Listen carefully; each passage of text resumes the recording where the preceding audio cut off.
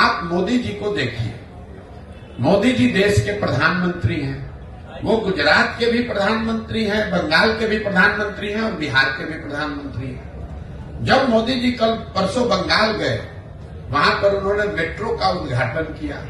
अभी 2 दिन के बाद वो गुजरात जाएंगे, वहां सेमीकंडक्टर के फैक्ट्री का उद्घाटन करेंगे। कल मोदी जी बिहार आए थे, उन्होंने यहां जूट मिल, चीनी मिल की बात नहीं की।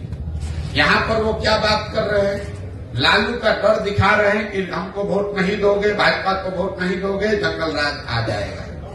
वे पूरे बिहार को हम 5 किलो अनाज खिला रहे हैं गरीबों को, इसलिए वोट दो। हमने मंदिर बना दिया, इसलिए वोट दो। मोदी जी वही हैं, लेकिन अलग अलग राज्य में अलग अलग तरीका लोग अपनाते हैं। क्यों? क्योंकि उनको भी मालूम है कि बिहार में लोग पढ़ाई और रोजगार नहीं मांग रहे हैं। बिहार में लोग 5 किलो अनाज मांग रहे हैं, हिंदू मुसलमान मांग रहे हैं, जाति मांग रहे हैं। तो आपको जातिगत जनगणना मिला। जो चीज आप लोकतंत्र में मांगेंगे वही तो मिलेगा।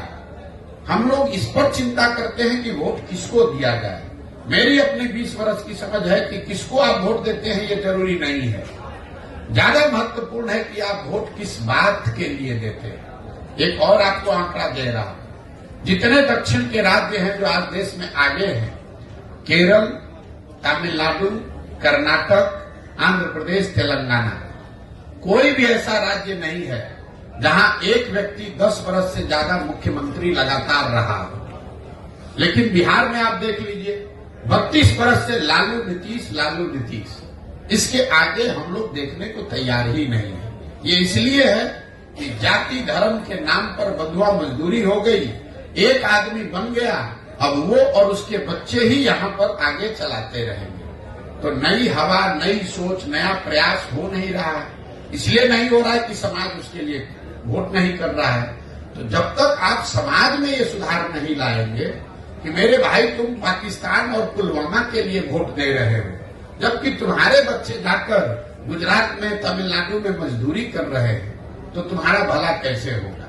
जितने मुसलमान समाज के लोग हैं, मैं 18 महीना से पैदल चल रहा हूं, 5000 से ज्यादा गांव में जाने के बाद मैं रोज मंच से कहता हूं कि दलितों के बाद सबसे ज्यादा गरीब, बदहाल, फटेहाल अगर कोई बिहार में है तो वो मुसलमान है। लेकिन 32 साल से मुसलमानों ने लालटेन का साथ नहीं छोड़ा है।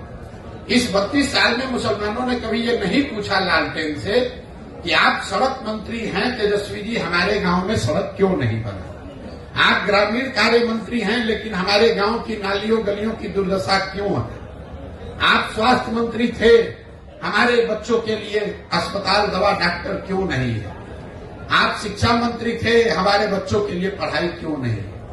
मुसलमान इन सारे परेशानियों के बावजूद जाकर उसी लालटेन को वोट दे रहा है। यही हाल भाजपा के वोटर का है। कोई नहीं पूछ रहा है मोदी जी से कि भाई आप देश में इतने बड़ी बड़ी बात कह रहे हैं, बिहार की बंद चीनी मिल, जूट मिल कब चालू होगी ये बताओ। आप बताइए, देश में कौन ऐसा उद्योगपति है जिसको अगर मोदी जी ये कह दे कि तुमको बिहार में जाकर चीनी मिल लगाना है और उसका हिम्मत है कि वो कह दे कि नहीं लगाएंगे। फिर मोदी जी ने ये क्यों नहीं कहा? इसलिए नहीं कहा कि उनको मालूम है कि ये काम करे चाहे न करे, बिहार की जनता हमको मुफ्त में वोट देगी ही देगी। उनको मालूम है कि बिहार की जनता भाजपा को सिर्फ एक बात पर वोट देगी, लालू का डर दिखाते रहो, वोट बोड़ा में लेते रहो, मंदिर और अनाज की बात करते रहो, लोगों से वोट लेते रहो।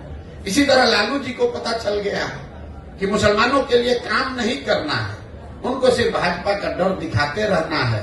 ना उनको भागीदारी देनी है, ना हिस्सेदारी देनी है, उनको किरासन तेल बनाकर अपने लालटेन में जलाते रहना है। मुसलमान अपना और अपने बच्चों का भविष्य जला रहा है। लालटेन की रोशनी लालू जी के घर में हो रही है, मुसलमानों के घर में नहीं हो रही है। लेकिन अगर ये बात मुसलमानों को नहीं समझ में आएगी तो कैसे कोई सुधार ला देगा। कोई एक प्रशांत किशोर आ जाए कि 10 प्रशांत किशोर आ जाए। इसीलिए हमने दल नहीं बनाया है, इसीलिए हम वोट नहीं मांग रहे हैं। हम ये कह रहे हैं कि नहीं, पहले आप समझो, आप खड़े हो। अगर आप अपने बच्चों के लिए खड़े होगे तो प्रशांत किशोर आपकी मदद करेंगे। आपको लग रहा है कि हम कुछ नया काम कर रहे हैं। हम अपने दिमाग में वही काम कर रहे हैं जो पहले कर रहे थे। पहले मैं दलों को, नेताओं को सलाह देता था, उनको ये बताता था कि किस तरीके से संगठित होइए, किस तरह से अपने दल का गठन कीजिए, किस तरीके से चुनाव का प्रचार कीजिए, किन मुद्दों की बात कीजिए, कैसे भाषण दीजिए ताकि आप जीत कर आइए। काम अभी भी मैं वही कर रहा हूं और दलों और नेताओं को छोड़ दिया। बिहार के गांव गांव जाकर लड़कों को, बच्चों को बता रहा हूं कि मेरे भाई तुम्हें नया दल चाहिए, ये चारों पांचों दलों ने तुमको और तुम्हारे बच्चों को ठगा है, तो तुम साथ में आओ। पैसे की, व्यवस्था की, जाति की, चुनाव की चिंता प्रशांत किशोर पर, जनसुराज पर छोड़ दो। तुम साथ में आओ, एक नया दल, नया विकल्प बनाओ ताकि तुम्हारे और तुम्हारे बच्चों का आने वाला भविष्य बेहतर बने। विकल्प के अभाव में किसी की बंधुआ मजदूरी आपको न करनी पड़े, यही वो प्रयास है।